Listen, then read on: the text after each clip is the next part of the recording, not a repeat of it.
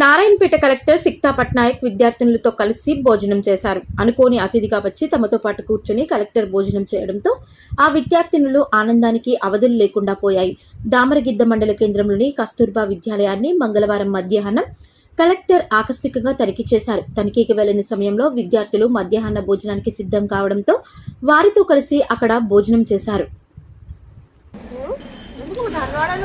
Wrestling వాళ్ళు ఉంటారు కదా, అది స్పోర్ట్స్ అది 2017 18లో సెలెక్ట్ అయ్యింది.